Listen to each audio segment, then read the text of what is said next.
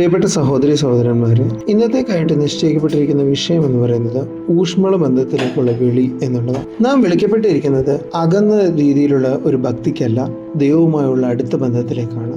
ആവർത്തന പുസ്തകം 6-ാം അധ്യായം 4-ാം വാക്യം നമ്മളോട് കൽപ്പിക്കുന്നു, നിങ്ങളുടെ ദൈവമായ കർത്താവിനെ പൂർണ്ണ ഹൃദയത്തോടും പൂർണ്ണ മനസ്സോടും പൂർണ്ണ ശക്തിയോടും കൂടി സ്നേഹിക്കുക. ഇതൊരു നിഷ്ക്രിയമായ നിർദ്ദേശമല്ല, പൂർണ്ണമായ ഭക്തിയിലേക്കുള്ള തീവ്രമായ വിളിയാണ്. ദൈവം നമ്മളുടെ ഓരോ ഭാഗവും ആഗ്രഹിക്കുന്നു. അത് നമ്മുടെ ദൈനംദിന ജീവിതത്തിലും സംഭാഷണങ്ങളിലും പ്രവർത്തനങ്ങളിലും നെയ്തെടുക്കപ്പെട്ടതായിരിക്കണം. റോമർ 12-ാം അധ്യായം ഈ വിളി പ്രതിധ്വനിപ്പിക്കുന്നു. നമ്മുടെ ശരീരങ്ങളെ ജീവനുള്ള യാഗമായി സമർപ്പിക്കാനും ദൈവത്തിന്റെ ഉദ്ദേശത്തിന് നമ്മുടെ ഇഷ്ടം കീഴടക്കുവാനും പൗലോസ് നമ്മെ പ്രേരിപ്പിക്കുന്നു.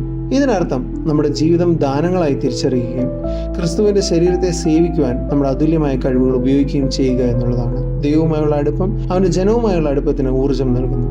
നാം അവനെ ശരിക്കും സ്നേഹിക്കുമ്പോൾ സ്വാഭാവികമായി മറ്റുള്ളവരെ സ്നേഹിക്കുകയും സേവിക്കുകയും ചെയ്യുന്നു. അവന്റെ കൃപയുടെ പാനപാത്രങ്ങളായി നമ്മൾ തീരുകയും ചെയ്യുന്നു. മത്തായി 6:9-15 വരെയുള്ള വാക്യങ്ങൾ കർത്താവിനോടുള്ള പ്രാർത്ഥന ഈ അടുപ്പത്തിലേക്കുള്ള ഒരു വഴികാട്ടി നൽകുന്നു. യേശു ദൈവത്തെ ഞങ്ങളുടെ പിതാവേ എന്ന് അഭിസംബോധന ചെയ്യുവാൻ പഠിപ്പിക്കുന്നു. വ്യക്തിപരമായ സ്നേഹനിർഭരമായ ഒരു ബന്ധമാണ് ഇവിടെ വെളിപ്പെടുത്തുന്നത്. ദൈവരാജ്യത്തിന് മുൻഗണന നൽകുവാനും അവന്റെ ഇഷ്ടം അന്വേഷിക്കാനും അവനെ ആശ്രയിക്കുന്നതെന്ന് അംഗീകരിക്കുവാനും ഈ പ്രാർത്ഥന നമ്മെ നയിക്കുന്നു.